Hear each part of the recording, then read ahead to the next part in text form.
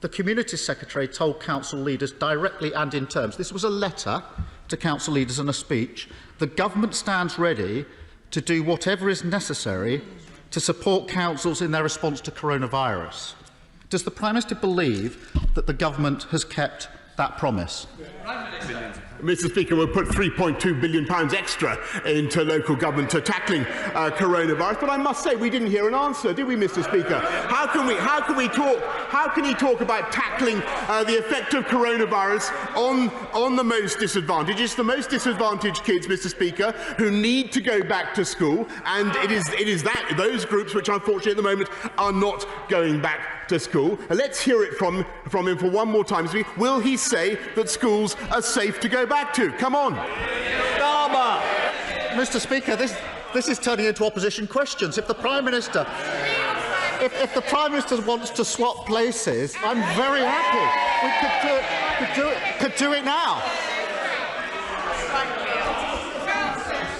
Mr Speaker, the Prime Minister, the only bit of an answer he gave was about £3.2 billion to the question I asked. Well, it's a lot of money. The Conservative-led local government authority said that they're going to have a shortfall of £10 billion this year. The Health Secretary heckles. The Conservative leader of Lancashire County Council wrote a letter to the Community Secretary a month ago on the 7th of May. And he said this: the overall financial impact on councils nationally and locally will be far in excess of the £3.2 billion provided to date. He went on to say, we would like some assurance from you that all councils will be fully reimbursed for the costs of COVID-19. These are the Prime Minister's own council leaders.